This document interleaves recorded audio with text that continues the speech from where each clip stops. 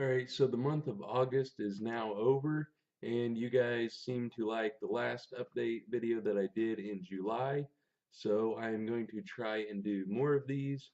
Hopefully I can do one every month and update you guys about what's going on in my life, as long as my life isn't too boring.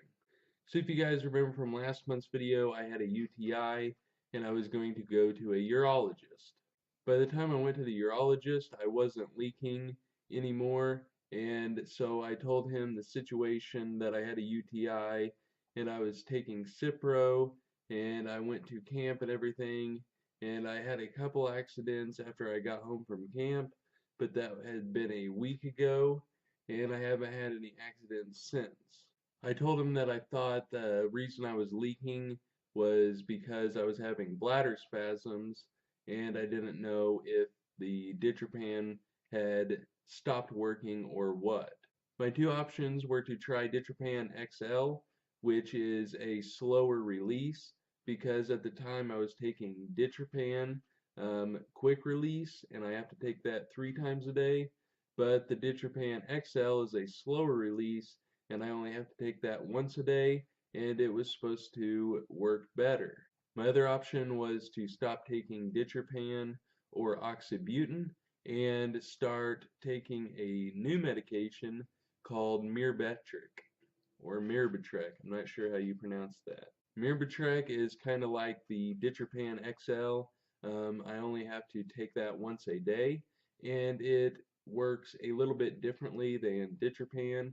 It uses different molecules in your bladder to try and relax it and keep it from spasming. A couple good things about Myrbetriq: you do not get dry mouth like you do with ditropan, and you also do not get constipation. And that's because, like I said, it uses different molecules to relax your bladder. So I used to take 5 milligrams of ditropan 3 times a day, and now I take 150 milligram of Myrbetriq. He gave me a 30-day supply to try out, and I slowly weaned off of ditropan and am now taking Myrbetriq only, and it seems to be working.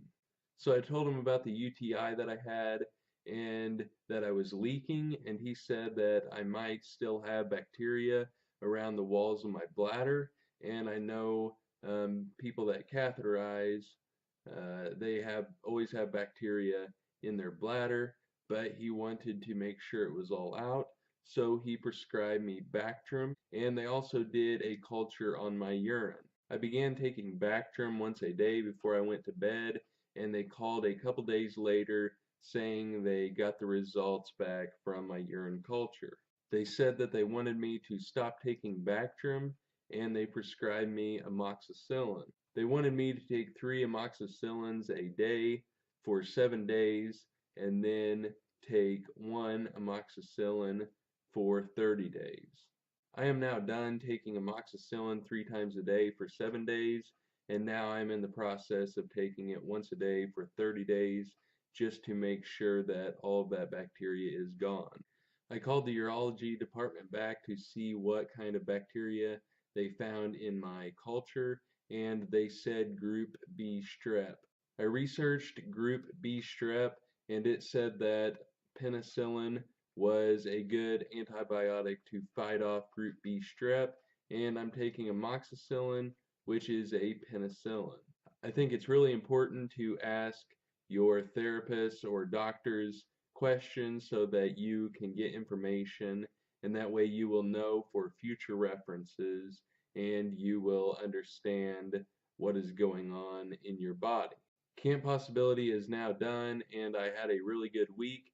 I made a YouTube video, so be sure to watch that if you haven't yet. That is an update of my life for the month of August, so let me know down in the comments what you guys done for the month of August.